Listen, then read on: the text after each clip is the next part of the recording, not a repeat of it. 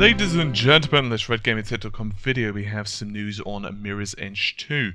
Specifically that the sequel that's planned is simply not possible on the current generation consoles. In other words, the Xbox 360 and the PlayStation 3. Patrick Suderland was recently conducting an interview, and he said that despite the fact that they went through many ideas for a sequel to the title, they finally settled on one that was basically impossible to do with current generation hardware. And he said, and I quote, "I'll be honest with you, we've been looking at Mirror's Edge for many years and had small prototypes, teams and incubations around what it could be.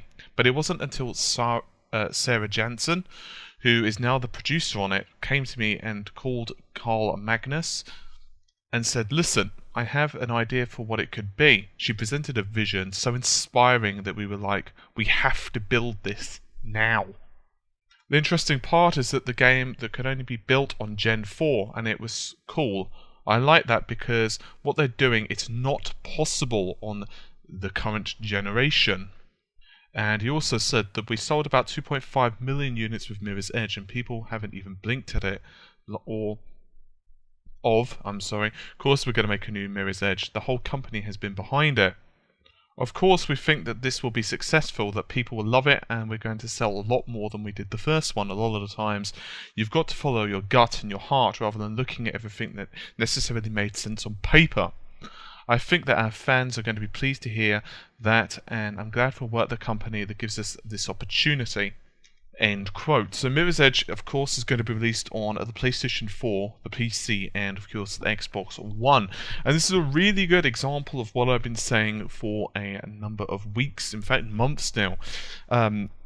Bethesda, Dishonored developers, who are of course at Arcane Studios, and various other companies have all commented that their visions have been somewhat hampered by current generation hardware. It's as simple as that, really. You can only push something as much as you want to. So I'm really actually happy that EA have pretty much said that, well, we're not touching this. We're not going to try and release it on the system. They're not going to do a cross-generation release, which of course would mean that it was also released on the PS3 as well as, say, the PS4.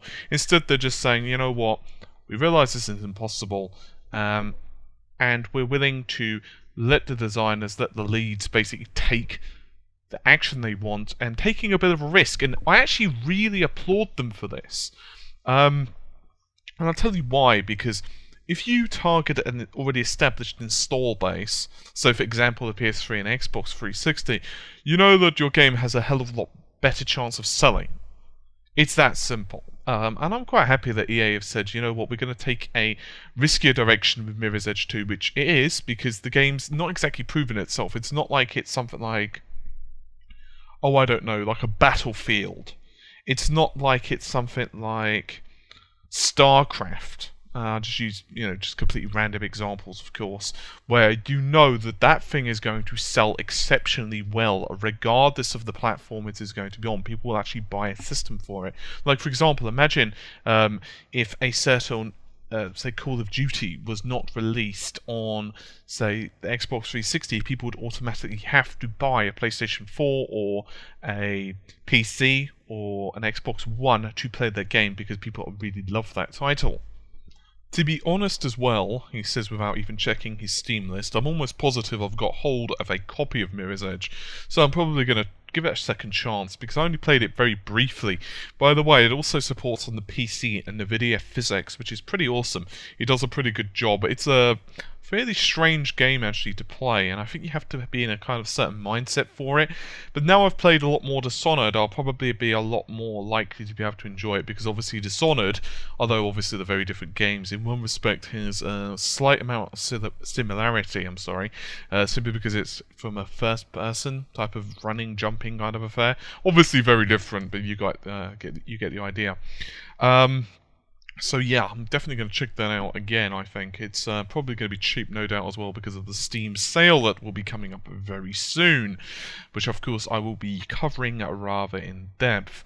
Anyway, to cut a long story short, I'm really happy that EA have taken this decision. I'm quite looking forward to this title, to say the least. Meanwhile, however, hopefully you've enjoyed the video. I will see you soon. Take care, and bye for now.